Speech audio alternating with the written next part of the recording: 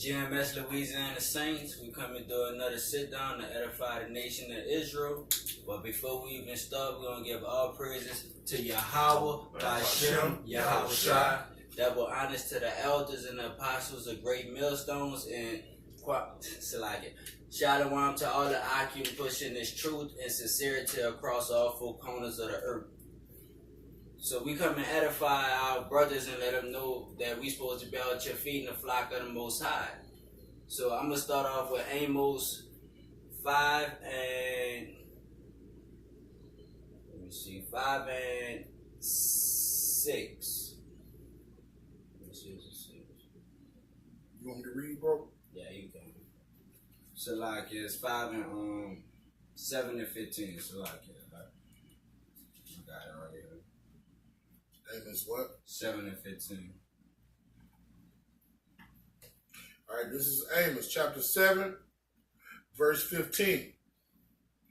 And the Most High took me as I followed the flock, and the Most High said unto me, go prophesy unto my people Yasharallah.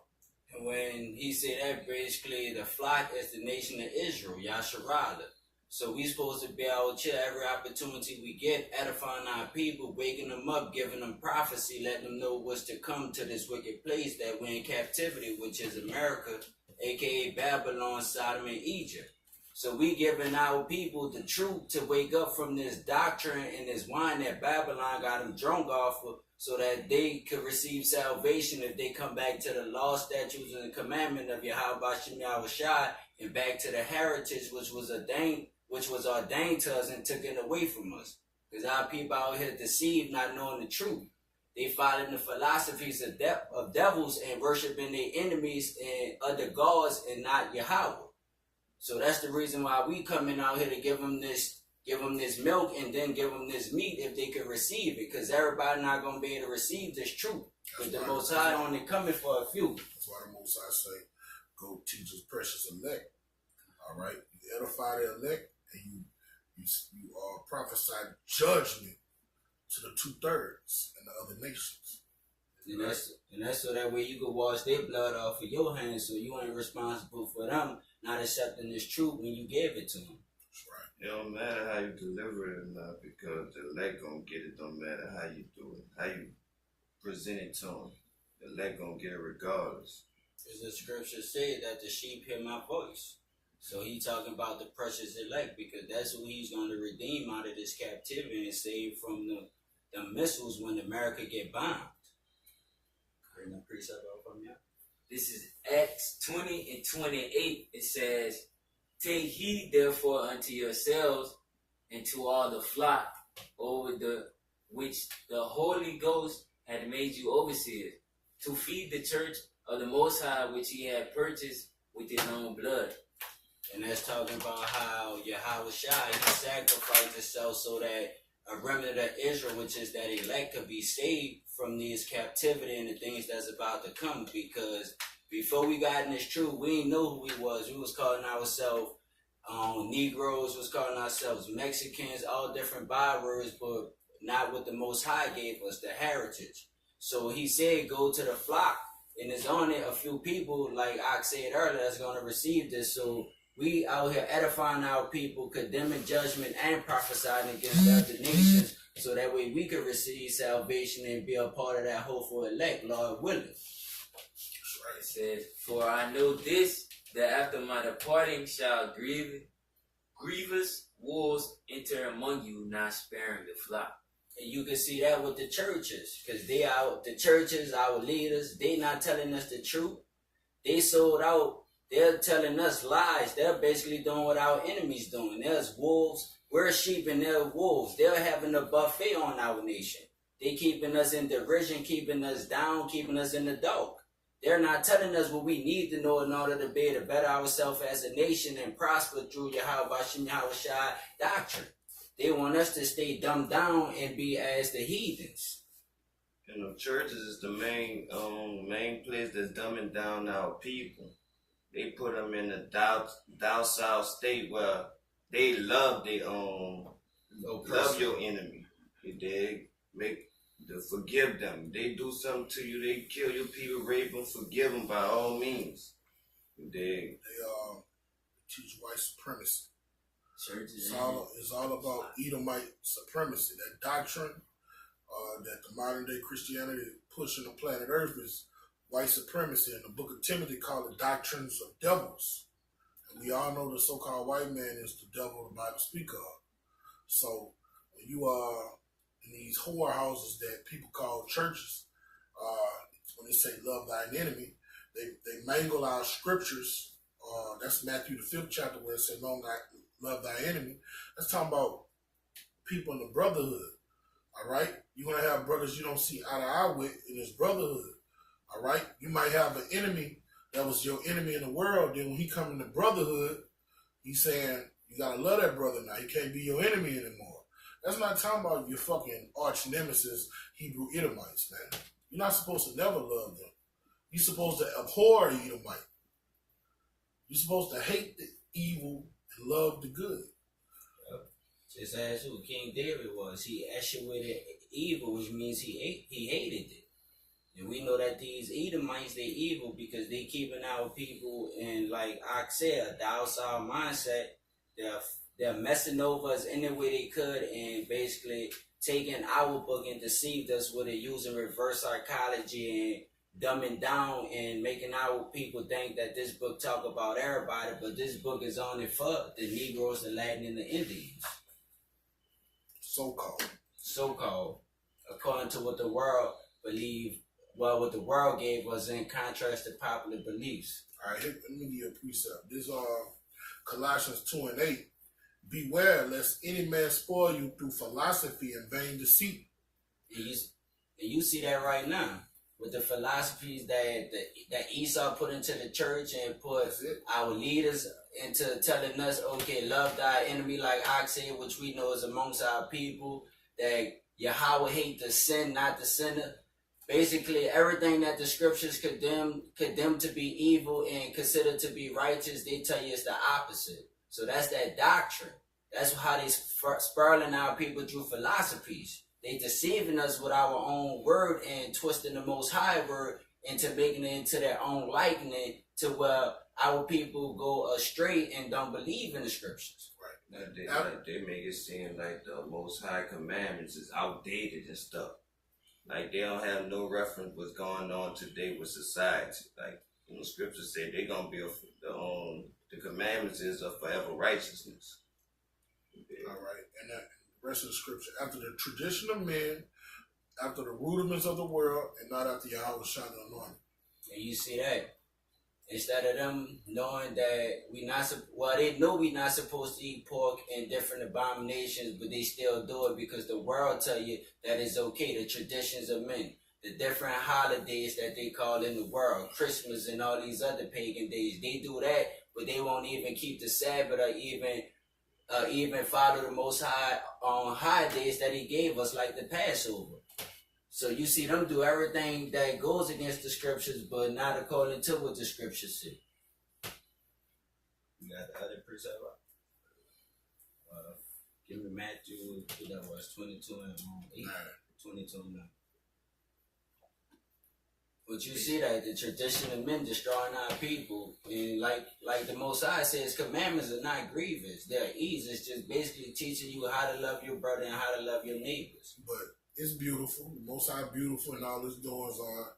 2 Corinthians, the 4th chapter, 3rd verse say, if our gospel be hid, it's hid from them that are lost.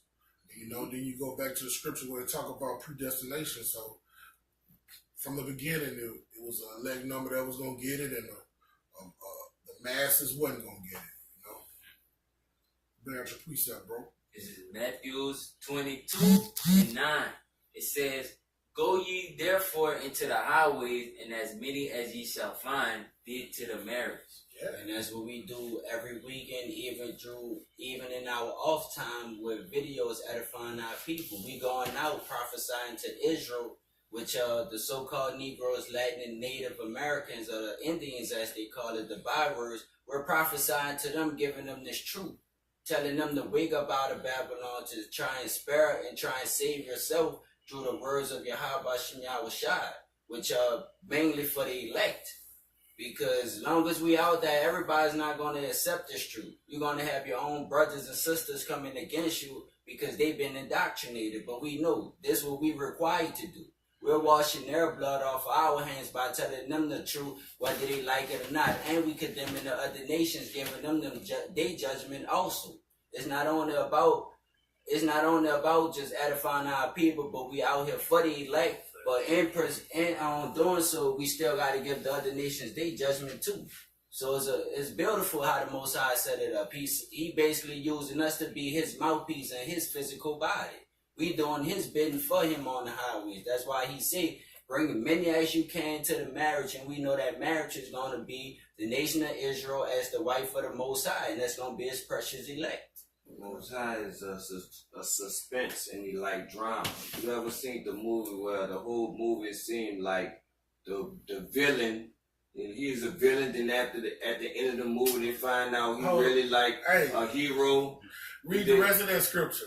It's gonna go hand in hand with what you say. It says, so those servants went out into the highways and gathered together all as many as they found, both bad and good. He said bad, the bad guys. All right, bad and good. Come on. And the wedding was furnished with guests. Come on. It said, and when the king came in to see the guests, he saw there a man which had not on a wedding garment. All right, that was it. But it said bad and good. The scriptures say he used the foolish things of this world to confound the wise. See what I'm saying? If you look like from the American eye, we look like we the worst thing. We out there harassing people. It look like we just mad because we can't get by in society. That's how it looking like we the villains in the society right now. But when it comes down and everything start happening, they're gonna see that these guys is really the heroes and these other false prophets was the villain. They was the one leading them astray. That was a good. We got any more? Yeah, I got one more. All right. This is John 21, chapter 21. I'm gonna start at verse 15. So when they had dined, Yahushua said unto Simon Peter, Simon, son of Jonas, lovest thou me more than these? He said unto him, Yeah, my Lord, thou knowest that I love thee. He said unto him, Feed my lambs. So if you say you love Yahweh or Yahushua, that means you're gonna go out here and do the works as Yahushua did. And he's allegorically speaking. He say, Feed my lambs. The elect is his lambs, man. We're the sheep. All right? He's allegorically speaking. When he say, Feed my lambs, go prophesy to them dead bones, man. Yup, as Ezekiel said.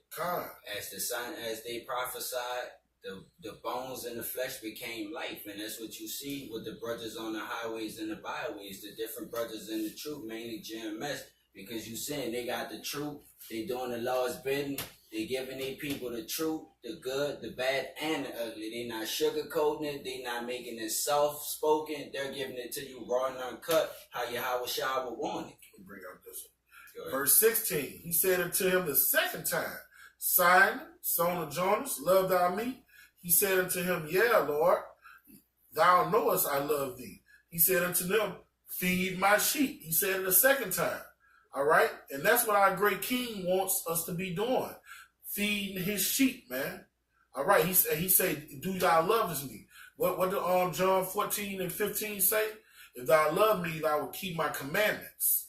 You see, and his commandments is to feed his sheep. Go out and teach the nations, man. Go out and blow the trumpet, man. All right? And was these guys in some church in some building teaching and prophesying? No. They was going all throughout Israel prophesying. They was going to the masses, all in Asia Minor, prophesying and teaching. They was out in the marketplace teaching, man. They wasn't behind no computer or in no house, man, or in no building, no Masonic temple. Because all the church is a Masonic temple. They was out in the open, man, amongst the people, putting their body as a living sacrifice. Because as history tells it, Peter got killed, Paul got killed. In fact, all the disciples got killed except John, man. They had their body out there being a living sacrifice, doing what what their great king Yahushua did before them. And that's what we're to be doing. How can you be a living sacrifice behind a computer in the Right. confines of your home, or in the church building where you got security everywhere and shit?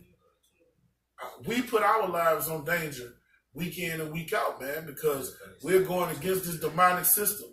And when you go against Esau, what did he do? He kills you.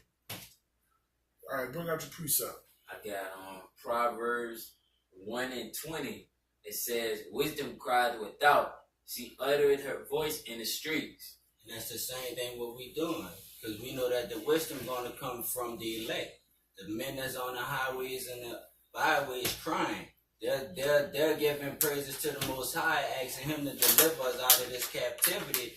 And we also giving this knowledge, which is the light, to our people, so that they can wake up and be enlightened. But we only know that only a few going to receive this. It says, That's it. It says, "She cried in the chief place of concourse, in the openings of the gates. In the city she uttered her words, saying, How long, ye simple ones, will ye love simplicity? And the scorners delight in their scorning, and fools hate knowledge." Basically, when they say we're in the chief place of the concourse, we go out there in the center of the city, like Aqua said. We not in no building giving you no sermon that's already pre-prepped, that's sugar-coated, that's going to make you feel good. We giving you the raw, uncut truth. We fishing for the elect, hoping that the 144,000 be sealed so we could be delivered out here. We're in the masses of the people in the streets. We're in the trenches doing the Lord's bidding. Knowing that, like the scripture says, you got simple ones who love simplicity. So we knowing with us pushing this truth, we're not looking for everybody, because everybody's not gonna accept this truth, and you're gonna have people come against it, making fun, but they not coming up against us. They coming up against the Most High. And just like Yahweh Shai said to Peter, he said, "If ye love me, ye gonna feed my flock." So we doing that in the churches in the midst of the chief place where everybody had to reach all people, because you don't know who the elect is. And by us doing that, we doing what the Most High said, feed the flock. They gotta have a beacon of light to come to. He said, You gotta have somewhere where they could come to. You know? But you can take it all right. So with that, hopefully this lesson was edifying. We're going to give all praises to Yahweh by Shem Yahweh Shai. Double honors to the elders and apostles of GMS, and Kwam Yasharala to all the hopeful elect and men of GMS and brothers who pushing this truth across all four corners of the world. Come, bro. Come. Kwam Yasharala. Kwam Yasharala.